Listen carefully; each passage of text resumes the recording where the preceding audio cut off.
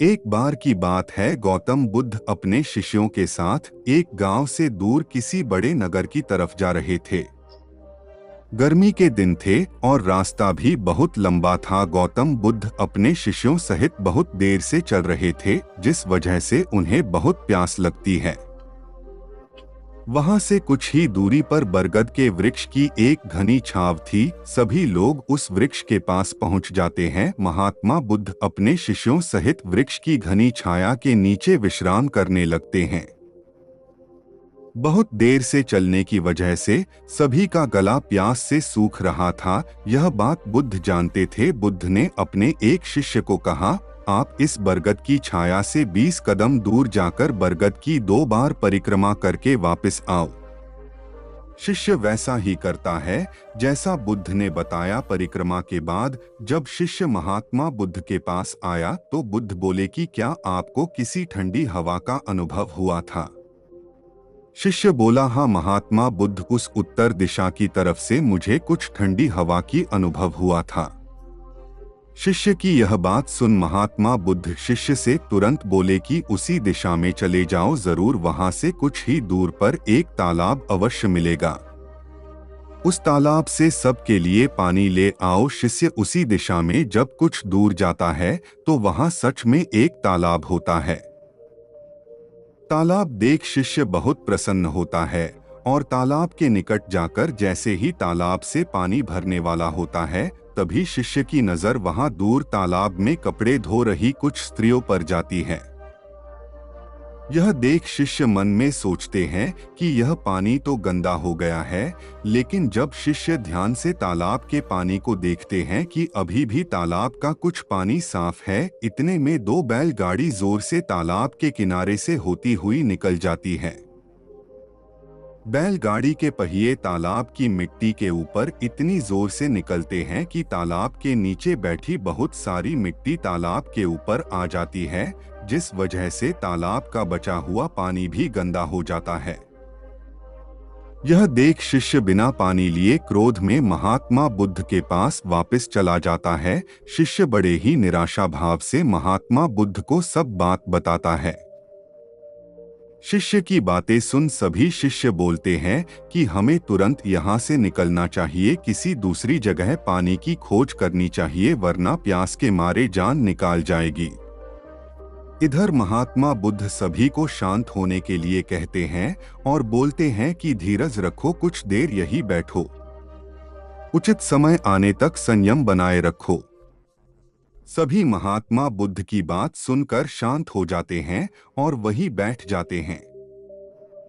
कुछ समय बीत जाने के बाद महात्मा बुद्ध फिर से अपने शिष्य को उसी तालाब से पानी लाने के लिए कहते हैं। शिष्य बिना कोई सवाल किए उसी तालाब से पानी लेने के लिए फिर से चला जाता है। तालाब की हालत देख शिष्य को यकीन नहीं होता, तालाब का पानी पूरी तरह से साफ होता है। यह देख शिष्य बहुत खुश होता है और पानी भरकर महात्मा बुद्ध के पास जाता है।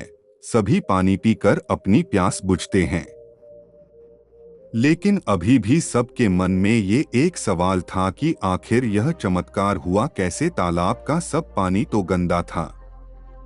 उन्हें लगा कि जरूर ये बुद्ध की शक्ति है। इनमें एक शिष्य ने यह सवाल महात्मा बुद्ध से पूछ ही लिया कि यह चमत्कार आपने कैसे किया? शिष्य का जवाब देते हुए महात्मा बुद्ध बोले कि यह कोई चमत्कार नहीं, यह आपके सब्र का फल है। यह फल है आपके सब्र बनाए रखते हुए उचित समय के इंतजार का। जितनी देर हम सब लोगों ने सब्र किया, उतनी देर तक तालाब के पानी के ऊपर तैर रहे सभी गंदे तत्व और मिट्टी तालाब के पानी के नीचे बैठ रहे थे। फिर कुछ देर बाद शिष्य जब वहां तालाब के पास पहुंचा, तब तक सब दूषित कण नीचे बैठ चुके थे, जिस वजह से तालाब का पानी पहले की तरह साफ हो चुका था तथा तालाब साफ दिखाई दे रहा था।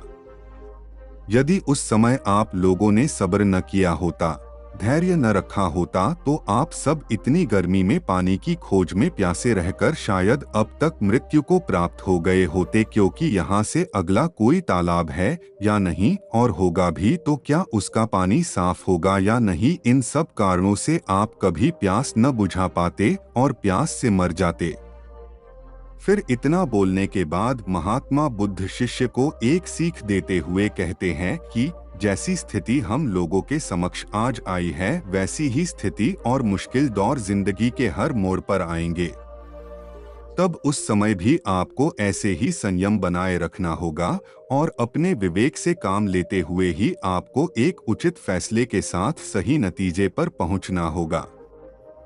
हर मुश्किल दौर में सब्र रखते हुए ऐसे ही शांत मन से ही कोई फैसला लेना चाहिए जिसका आपके और दूसरों के लिए अच्छा हो, क्योंकि ऐसी स्थितियों में लोग अक्सर गुस्से में आकर अपना सब्र खो देते हैं और गुस्से तथा जल्दबाजी में गलत काम और फैसला कर बैठते हैं, जिसका बुरा परिणाम उनको भविष्य में देखने को मिलता है, जिसमें खुद का नुकसान अधिक होता है।